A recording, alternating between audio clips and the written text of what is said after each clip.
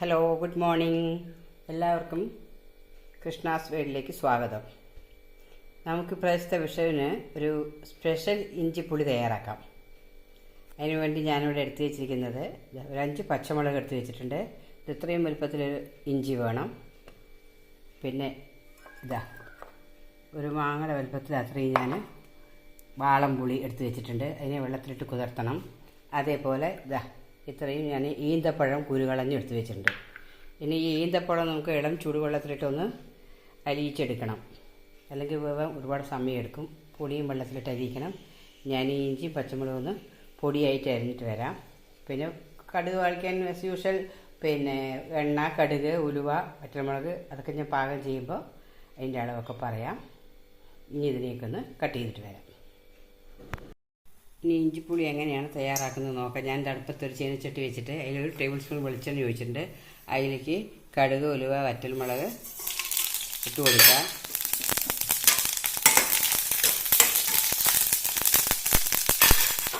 അത് പൊട്ടി കഴിഞ്ഞാൽ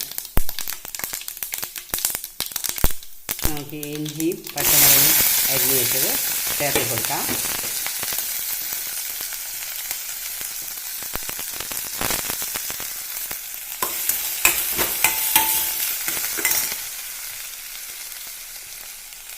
അതിലേക്ക് ഒരു 1/2 സ്പൂൺ ഉപ്പ് ചേർത്ത് കൊടുക്കാം.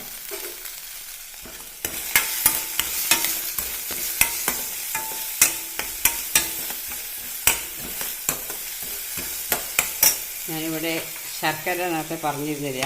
അപ്പോൾ ഈന്തപ്പഴം ഇതിലിടുന്നതുകൊണ്ട് അധികം മധുരം വേണ്ട. ഞാൻ സാധാരണ അതേപോലെ ഒരു 4-5 ശർക്കരയൊക്കെ ഇടും. ഇന്നിപ്പോൾ 2 ശർക്കര എടുത്ത് ഞാൻ പൊട്ടിച്ച് വെച്ചിട്ടുണ്ട്. അത്രയും മതി.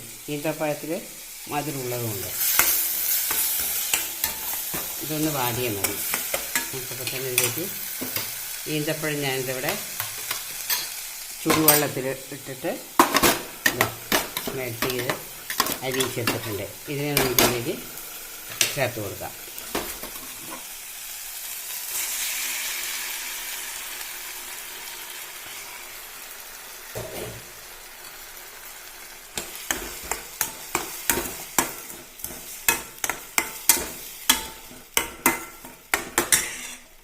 ഒപ്പം തന്നെ ഈ പുളി ഞാനിവിടെ അരിയിച്ചെടുത്തിട്ടുണ്ട്. അതുകൂടി ഇതിലേക്ക്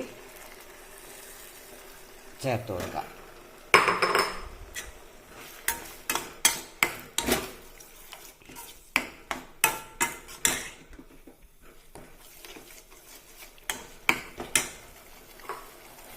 ലേശം കൂടി വെള്ളം ഒഴിച്ച് കൊടുക്കാം.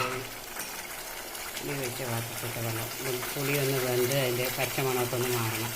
അതിന് വേണ്ടി കുറച്ചുകൂടി വെള്ളം ചേർത്ത് കൊടുക്കാം.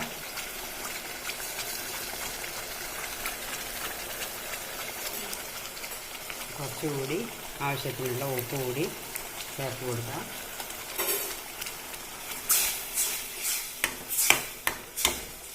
ഇതിലേക്ക് ഈ പൊട്ടിച്ച് വെച്ചിട്ടുള്ള ശർക്കര ചേർത്ത് കൊടുക്കാം. ശർക്കരയൊക്കെ ഇതിൽ നിന്ന് അരിഞ്ഞ് വരുമ്പോഴേക്കും ഇത് വെന്ത് പാകാവും. ഇതിൽ കിടന്ന് നല്ല പോലെ വേവട്ടെ. നമുക്കിതൊന്ന് വേവിച്ചെടുക്കാം. നമ്മുടെ ഇഞ്ചിപ്പുളി എന്തായാലും നോക്കാം. ഞാനിത് അടച്ചു വെച്ചില്ലെങ്കിൽ ഇങ്ങനെ തിളയ്ക്കുന്ന സമയത്ത് നമ്മുടെ കയ്യിലൊക്കെ തെറിച്ച് വീഴാൻ സാധ്യതയുണ്ട്. അതുകൊണ്ട് അടച്ചു വയ്ക്കുക. നമ്മുടെ കുറുകി പാകമായിട്ടുണ്ട്. ഇത് നല്ല പോഷക ഗുണമുള്ള ഒരു ഇഞ്ചിപ്പുളിയാണ്.